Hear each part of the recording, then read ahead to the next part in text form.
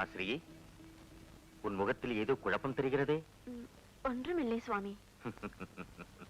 பெண்கள் ஒன்றுமில்லை என்று தொடங்கினாலே ஏதோ விவகாரம் தொடங்கிவிட்டது என்றுதானே பொருள். அது என்னவென்று நான் தெரிந்து கொள்ளலாமா? சுவாமி, அது அது என்னிடம் சொல்வதற்கு என்ன தயக்கம்? பரவாயில்லை, சொல். கணவன் மனைவிக்குள் எந்த குறையும் இருக்கக்கூடாது. நீ விரும்பியதை கேள். சுவாமி, மன்னர்களை நாடி செல்லும் முனிவர்கள் எல்லாம் பொன்னும் பொருளும் பெற்று திரும்புகிறார்கள். அதனால் நாமும் மன்னர்களிடம் சென்று மண்ணுலகை ஆளும் இந்த மன்னர்களிடமா? அதைவிட விண்ணுலக வேந்தன், 33 தேவர்களின் தலைவன் அந்த தேவேந்திரனிடமே சென்று கேட்கலாமே. கற்பக விருட்சமும் காமதேனுவும் கேட்டதையெல்லாம் அள்ளி கொடுக்குமே. இந்திரன் கண் அசைத்தால் போதும், அந்த குபேரனே ஓடி வந்து சங்க நிதியும் பதும நிதியும் தந்து யாவரும் நம்மை கண்டு வியக்கும் வண்ணம் செய்து விடுவாரே. ஆனால் என்ன ஆனால்? அது சாத்தியமாகுமா சுவாமி? ஏன் ஆகாது? என் யோக சக்தியால் உன்னை நான் இந்திர லோகத்திற்கே அனுப்புகிறேன். வா.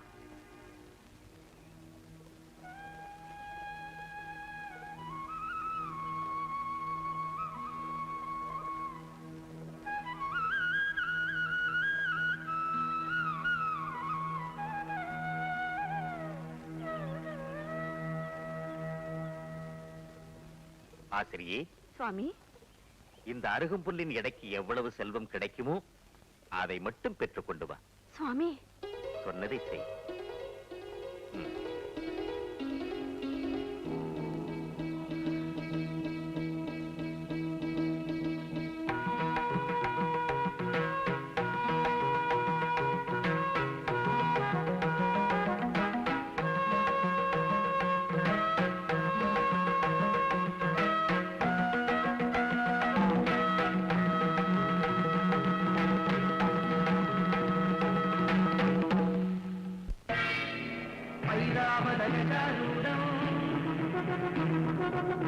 ஸ்வர்ணவர்ணம் கிரீடினம் சஹஸ்ரநயனம் சக்கரம் வஜ்ரவாணிம் விபாவயே.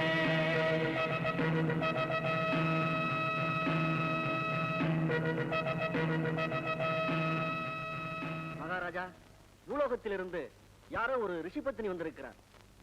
முனிவரின் பத்திரியை அழைத்து வாருங்கள். சுவாமி, இது என்ன அதிசயம்? தவசக்தி படைத்தவர்களால் மட்டுமே வர முடிந்த இந்த அமர லோகத்திற்கு ஒரு மானிட பெண்மணியால் எப்படி வர முடிந்தது? தேவேந்திரா, வந்திருப்பவர் சாதாரண பெண்மணி அல்ல. மனம், வாக்கு, காயங்களால் கணபதியை பூஜிக்கும் கௌண்டில்ய முனிவரின் பத்தினி ஆசிரியை. அப்படியா?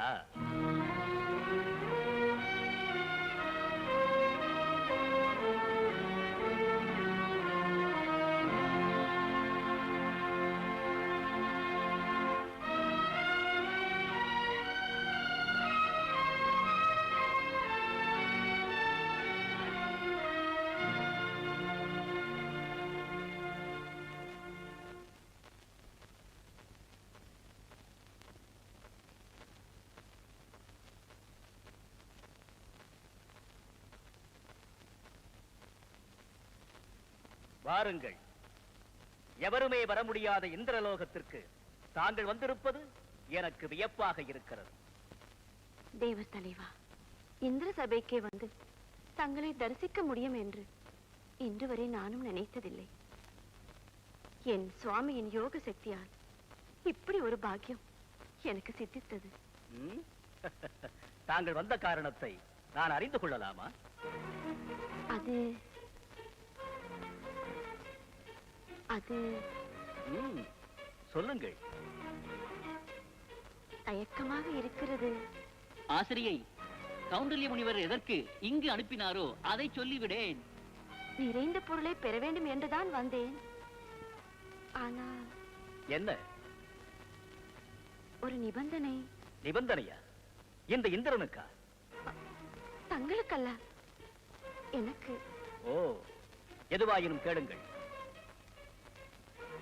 இதோ இந்த அருகம்புல்லின் எடைக்கு என்ன கிடைக்குமோ அதை மட்டும் பெற்றுக்கொண்டு வர வேண்டும் என்று என் சுவாமி கூறியிருக்கிறார். அருகம்புல்லின் எடைக்கு பொருளா?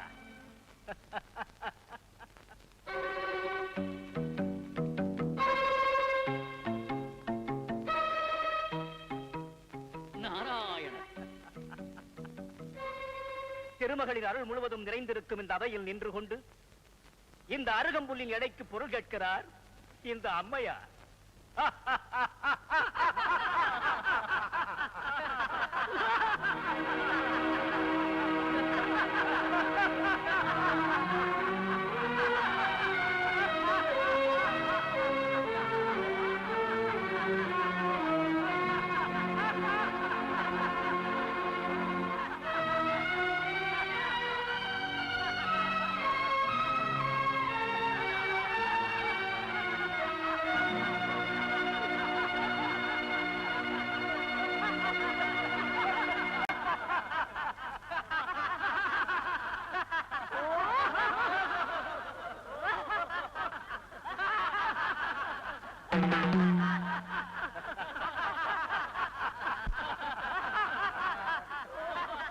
அற்புத சக்தி வாய்ந்த கற்பக விருட்சத்திற்கு அதிபதி நான். எதை கேட்டாலும் கொடுக்கும் காமதேனு என் ஏவலுக்காக காத்திருக்கிறது. என்னிடம் இந்த அருகம்புல்லை அனுப்பி வைத்து ஏளனம் செய்கிறாரா தங்கள் கணவர்? தங்களுக்கு என்ன வேண்டும் சொல்லுங்கள். அந்த கானகத்தின் நடுவிலே இந்த அமராவதிக்கு நிகராக அரண்மனை ஒன்றை உருவாக்கி தர வேண்டுமா? அதன் கதவுகள் அனைத்தையும் தகதகவென ஜொலிக்கும் தங்கத்தால் அமைக்க வேண்டுமா? அதிலே ஒரு அலங்கார மண்டபத்தை ஏற்படுத்தி நவரத்னங்களையும் பதிக்க வேண்டுமா? பகைவர்களை அடிமையாக்கி உங்கள் காலடியில் பணி வைக்க வேண்டுமா? என்ன செய்ய வேண்டும் சொல்லுங்கள். இங்கிருந்தே ஆணையிடுகிறேன். மன்னிக்க வேண்டும் அமராதிபா. என் சுவாமியின் வார்த்தைக்கு மாறுபட்டு நான் நடந்து கொள்ள மாட்டேன். சரியோ தவறோ, குறையோ நிறையோ, அந்த அருகம்புல்லின் எடைக்கு என்ன கிடைக்குமோ அதை மட்டும் கொடுத்தால் போதும். இந்திரா, கொடுப்பவர் கொடுத்தாலும் அவரவரின் கொடுப்பினைப்படிதானே தங்கும். அப்படியே செய்துவிடு. நல்லது, தங்கள் விருப்பப்படியே நடக்கட்டும். குபேரா, ரிஷிபத்திரியின் விருப்பப்படி இந்த அருகம்புல்லை துலாக்கோலிலிட்டு இதற்கு எவ்வளவு தர முடியுமோ அதை கொடுத்தனுப்பு.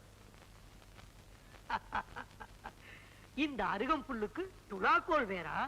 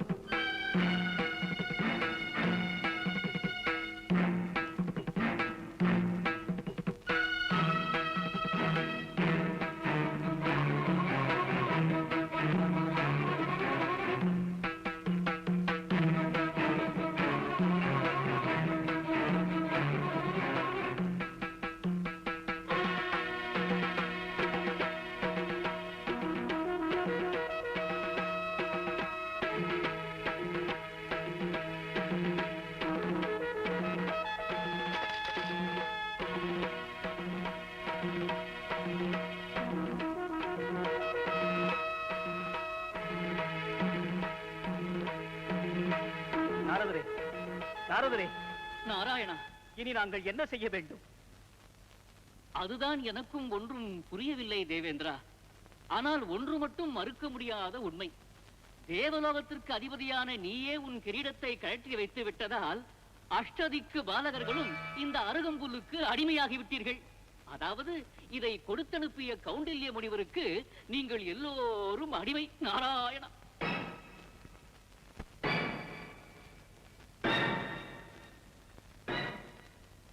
எங்களை மன்னித்து விடுங்கள் தாயே. தயை கூர்ந்து கௌண்டில்ய முனிவரிடம் இப்போதே எங்களை அழைத்துச் செல்லுங்கள் தாயே.